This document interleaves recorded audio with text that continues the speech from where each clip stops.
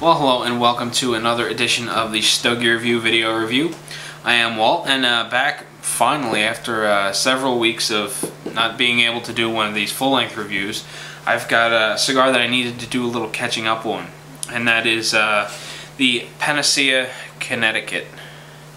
Now, I did the Maduro review a little while back, and I was sent both the Connecticut and the Maduro, and I wanted to get them done sort of back to back, but you know, things just didn't work out, and the timing was kind of off, and well, it took a little while to get around to doing the Connecticut, but you know, I'm really looking forward to it.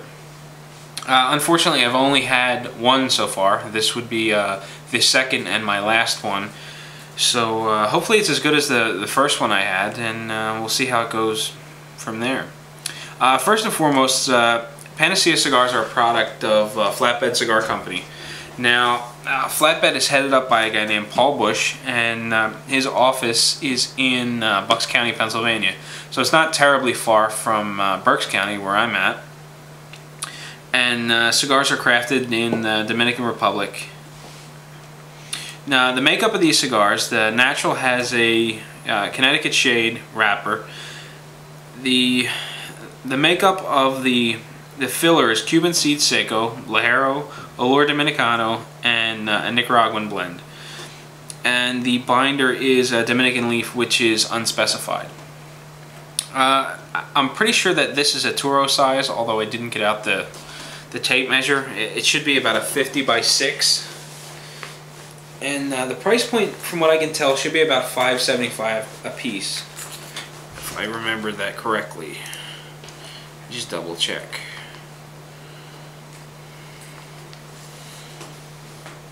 About $27 for a 5-pack, so yeah, it's not too far off. It's $5.75, $6, something like that.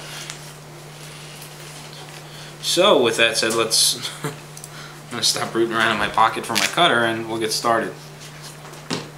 As far as the construction of the cigar goes, the color looks pretty consistent.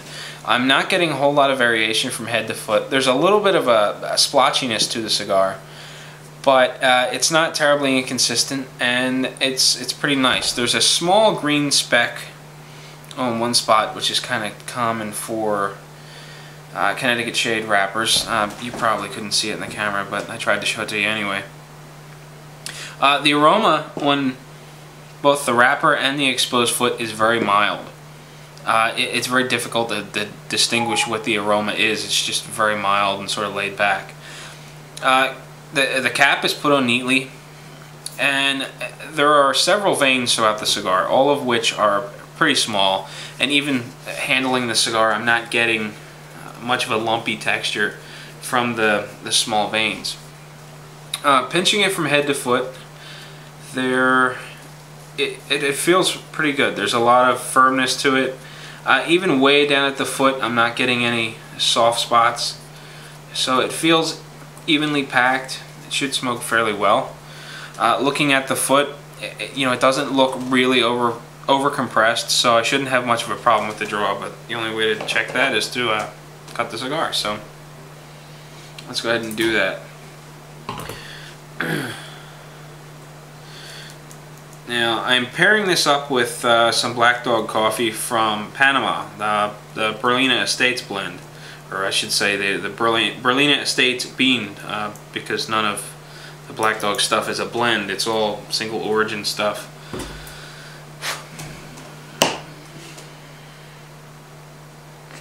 Pre-light draw is free. I'm getting a little bit of a cedar flavor out of it, a little sweetness. So far so good. So let's go ahead and get the cigar lit. Once I do that, I'm going to take a quick break. You can take a look at a few pictures, a little bit of music courtesy of PodsafeMusicNetwork.com, and I'll be back and we'll get started on the first third of the Panacea. I was going to say Panacea Maduro, but this is actually the Panacea Connecticut, so sit tight.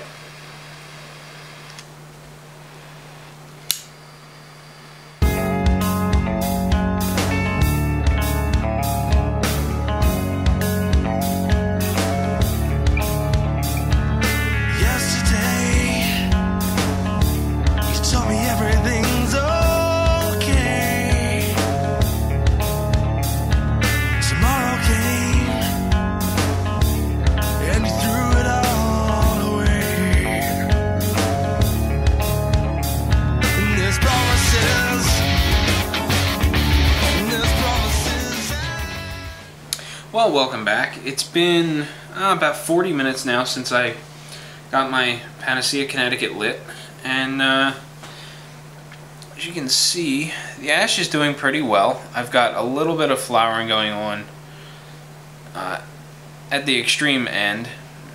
Burn line is fairly even with the exception of one high spot right there. The burn line itself looks a little dry. It's a little swollen. It took virtually no effort to knock the ash off the end of the cigar, and it was one of the things that I've been a little concerned about.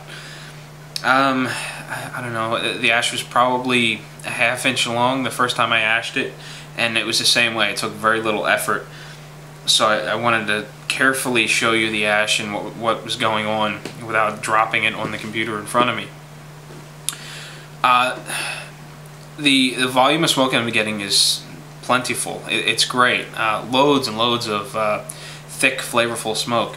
You know, when I first lit this cigar, I got the immediate impression that it was going to be one of those cigars that were sort of mild to medium in body but had lots of flavor. And that same mindset carried through up until I'm just about through the first third. The body is mild to medium and hasn't changed since my first impression, and you know, I'm getting lots of flavor. The primary flavor, you know, the one that's sort of up front and in your face, is it's just sort of a natural tobacco flavor. There's no real I don't know, nothing really stands out about it. It just seems like a sort of a generic natural tobacco flavor. Not saying that it's bad or anything, but there are a lot of underlying flavors that are much more enjoyable, and they stand out pretty well. I'm getting flavors of nuts, sort of a toasty flavor, and even a little bit of bitterness, sort of like bitterness along the lines of like a stout or something with a little hops in it. So there's a nice mixture of flavor that's enjoyable. The only thing that's mildly unenjoyable about the cigar is the smoke seems a little aggressive, and it's mildly aggressive. And what I mean by that is if you take your tongue and you press it to the roof of your mouth right behind your teeth, and then pull your tongue back, and you'll feel sort of a flat spot, and then, you know, your palate sort of swoops up. Well, right at the transition from where it stops being flat to where it starts to swoop up, I'm getting sort of an acidic sort of feel. Little spots here and there across just that spot. Now there's times, there are other cigars that I've had that sort of hit my palate differently, and they feel acidic or aggressive in different spots. Some the back of your throat, some way on the back of the palate, some more on the soft palate. This one it seems to be hitting just that transition point, and it's mildly bothersome, but it's definitely there. I can feel it. It's getting my attention, and it's a little distracting.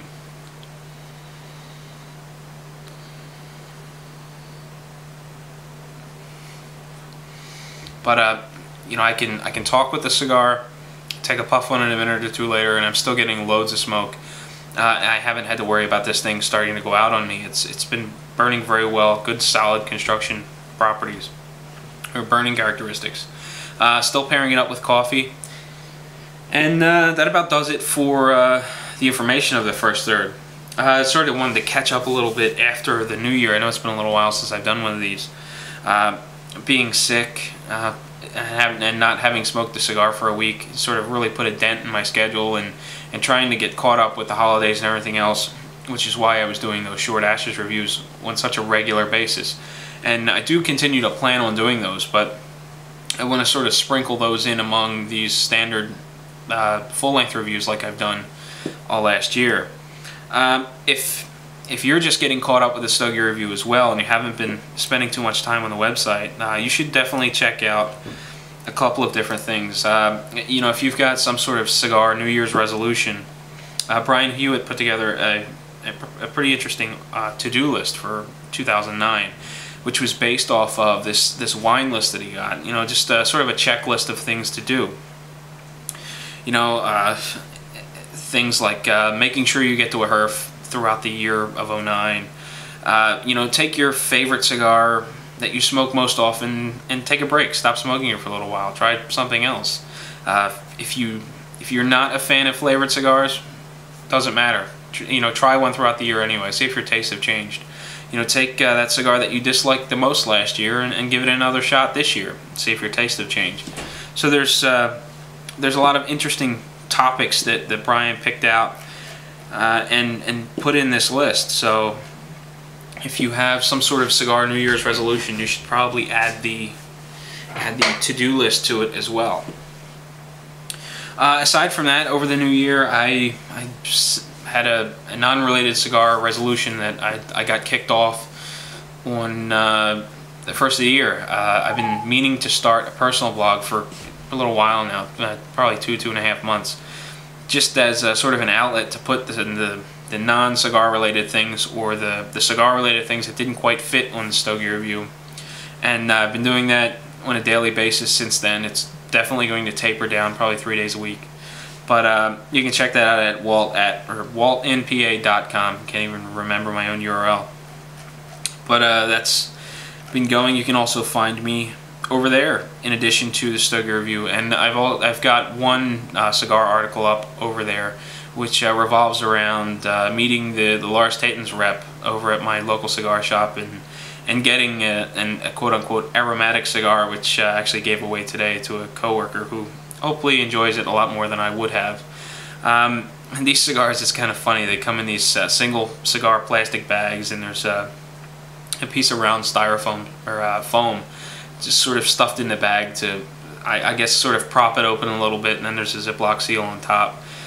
And you know, there's one of those goofy tags on the backside, paper insert with Lars Taten's New York driver's license on it, with, you know, pigtails and whatnot. And you could smell the sort of perfume aroma on the cigar right through the bag. I got one of these before, and I put that bag inside of another bag, and then I put those two bags inside of another bag, and I did that until the cigar was encased in 5 Ziploc bags. And at that point I thought, oh, it's probably safe. I'll just toss it in my spare humidor for a while. It wasn't. That stink, if you will, it just managed to work its way through all those bags, and it still stunk up my humidor. Fortunately, it was sort of a muchador. I didn't really care what was in there, so it kind of worked out in the end. And I didn't want to have to go through the same thing with this particular cigar, so I gave it away to someone that enjoys acid cigars, the Dirt in particular. So that about catches us up, and I probably went way over on time on this segment, but those of you that watch these standard length reviews don't particularly care how long they get, as long as they're not too far over half an hour. So with that said, I'm going to jump into the second third of my Panacea Connecticut. I'll be back. We'll wrap up the second third and then move on from there. So sit tight.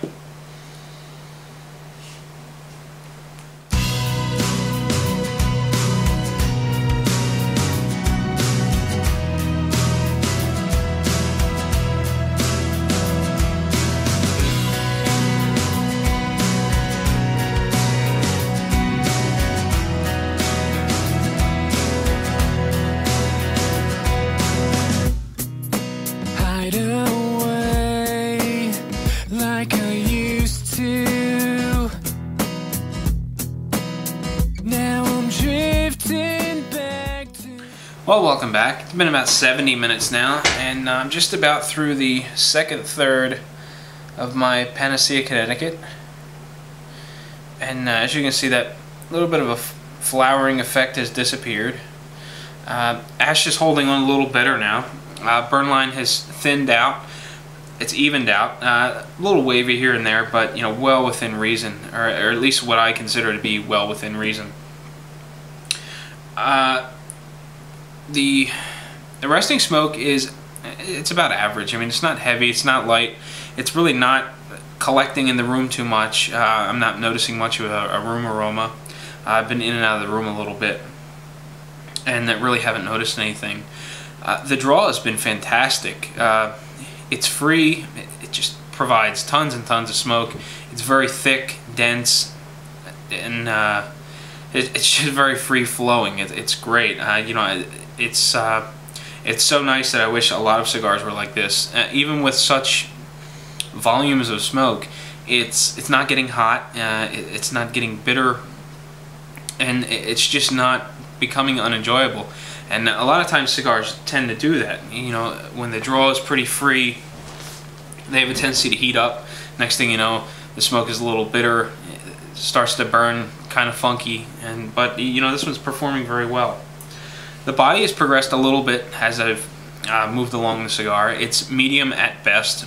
It's probably still along the lines of mild to medium, probably the upper echelon mild to medium, you know, medium at best. Finish is creamy, it's enjoyable. I'm still getting that slight acidic feel across the palate. It's not quite as intense as it was. Even before, it wasn't very intense, but it's not as pronounced as it was earlier. I guess that's the best way to put it. The flavors are more or less unchanged. I'm still getting that straight up natural tobacco flavor, which is very enjoyable. There's some nuts, a toasty flavor. The sort of stout-like bitterness is gone. It's replaced by more of a cedar flavor, like I got on the pre-light draw, and it's quite pleasant. Really, the bitterness switching over to a sort of a cedar flavor is the only transition, or the only noticeable change that I've picked up so far. While the flavors haven't changed per se from one to the next, they've become richer, a little more deep, and the cigar picks up a little more character as you go along. So, you know, all in all, I'm enjoying the cigar so far. You know, I really wish I had some more of these. And you know, it's midday. It's actually a little before dinner, and you know, the cigar's doing well. I don't think this would be too much earlier on in the cigar. I got caught up doing some stuff this weekend when I wanted to do this review in the morning, but you know, it's not too light for this time of day. I don't think it would be too much for earlier on in the day. So it's a nice sort of middle of the road smoke in terms of body and time of day. That's really about it for the cigar. I'm just trying to think of things to fill a little bit more time with. Oh, I talked to Carlos from New Jersey on Twitter the other day, and he was nice enough to let me know about cigarfest.org. There's a newsletter or a mailing list you can sign up for updates on Cigar Fest that's coming up in May. If you're planning on attending, I would head over there and sign up for the newsletter so that you get up-to-date information on when ticket sales are going to start. This way there's no fiasco like there was last year, and everyone is able to get a ticket. I don't know how the system is structured, but if you're planning on attending, I would head over there and sign up just so you get updates. Even if you just follow the updates long enough to know when the ticket release date is and then cancel it, you know, it's probably well worth it, just so you don't get just so the tickets aren't sold out before you know it. And if you're planning on going, it's not definite yet, but I'm going to try to make it, and I think Jerry's going to try to make it as well. It's 5 months from now, so there's plenty of time for things to come up and plans to change, but we are going to make an attempt to make it this year, or make it together and do a report on the event. So if you're going to make it out, shoot us an email, let us know. We'll try to meet up somewhere, have a couple. There's plenty of time to have some cigars, so you know, make plans, and we'll meet you somewhere and have a cigar, and I don't know, maybe we'll put you on the camera and have you say hello or something. So that about does it for the second third of the Panacea, Connecticut. I think I've filled the time just right or so. So I'll be back. We'll wrap up the final third, and I'll let you be on your way. So sit tight.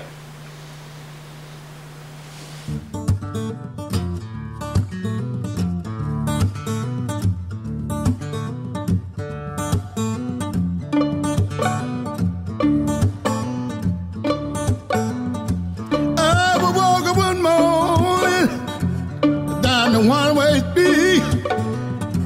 I met a little girl, yes she was. She was walking down that street too. She said, Jane, woo, I'm gonna tell you what love would do. Love would make you. Well, welcome back, and as you can see, I'm getting down to the last bit of my Panacea, Connecticut. Burn line's thinned out nicely. It doesn't have that sort of blistering appearance to it anymore. Resting smoke's about the same. Smoke volume is about the same. The draw is still free. It remains cool even as it's getting shorter. I haven't had to touch this cigar up or relight it at all, and I just hit the 2-hour mark. So I've been kind of smoking it at my normal pace, which is fairly slow, and I haven't had any problems at all. So as far as the burning characteristics go, this cigar's been great. The only issue, albeit minor, is you know, the ash is a little weak, and it falls at about 3/4 of an inch, and it's really effortless to knock the ash off by giving a gentle tap over the ashtray. In terms of body, there wasn't a whole lot of progression in the final third. It's still medium at best. You know, it's a decent medium-bodied cigar. Finish is far less aggressive on the palate than it was earlier on, and it's still smooth. It's got a nice creamy texture to it, and the flavors haven't changed up much either. It sort of reverted back to what it was in the second third. Or reverted back to what it was in the first third. The cedar flavor that came on in the second third is gone now, and I'm back to getting this mild sort of bitter flavor. And it's not bitter, bad bitter, it's nice bitter, if that makes any sense. I'm still getting a nutty flavor, sort of a toasty flavor, and the prominent one is this rich sort of natural tobacco flavor. All of the flavors that are going on have become richer as the cigar is burned. It's picked up a lot of complexity from when it first started, and my overall opinion that this cigar is, you know, a mild to medium bodied cigar with lots of flavor still holds true. You get a lot of flavor out of the cigar, and it's not, you know, it doesn't have a ton of body, so it makes a decent, you know, late morning, early afternoon cigar. You know, sleep in on a Sunday morning, get up at 10, 11 o'clock, have a quick breakfast, and, you know, a cup of coffee and grab the paper, and you know, the cigar is not going to overwhelm you. It does pretty well. You know, the price point that I gave you earlier, about $5.75, $6, that was for the Robusto. This one's a little bit larger, and to be honest with you, I didn't check the price. It's probably going to be $6, $6.25, something like that. Maybe $6.50 for the Toro. But you know, I definitely think it's worth it. It's a cigar that's relatively unknown. I think that Paul, the owner of Flatbed Cigars, did a great job in sort of targeting the podcasters and the bloggers to get his cigar out there. You know, I really wish that more of these smaller companies would do that. You know, for one, it gives us the opportunity to smoke something a little different. You know, we're not smoking the sort of quote-unquote macro of the cigar world. You know, not the Anheuser-Busch, you know, general cigar kind of thing. You know, we get to smoke the unusual stuff, you know, the more boutique, if you will, cigars, and you know, it's nice, and I think he did a great job of sort of targeting, you know, blogs and podcasts to get his name out there, because I think he certainly has.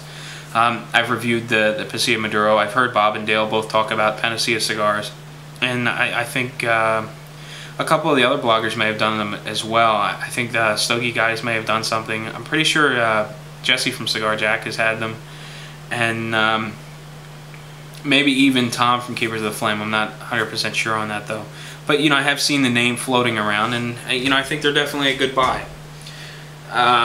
It's kind of strange, you know, we get these smaller, you know, or these smaller companies that produce these cigars, and you know, when they're fairly close to my house, like Top Shelf, for instance, Flatbed Cigars office is in Bucks County, which is probably an hour and a half, maybe 2 hours at most from my house, and you know, where you get these tighter areas, you don't see these cigars. It's kind of funny. I have seen these on Fume World, and there's one other site, I don't remember where it was, but you know, you come across them a little more regularly on some of the smaller e-commerce sites. So it's interesting if you happen to come across one, be it online or at your local cigar shop. I'd definitely say, you know, pick it up. I really don't think you have anything to lose, and I think it's a great start to the full-length reviews of 2009. You know, I was very happy with the cigar, and I look forward to smoking some more. that's all I got for you today. I've got another short ashes video coming up, maybe even sometime this weekend. And I'm really backlogged on the blind tastings. I have 2 that are recorded and ready to go. I just have to edit them and type up the review itself. And hopefully those will be up within the next week or 2, just so I can start to get caught up and do some more of them. So there you have it. That's what's going on. Don't forget to check out waltinpa.com. And until next week, happy smoking.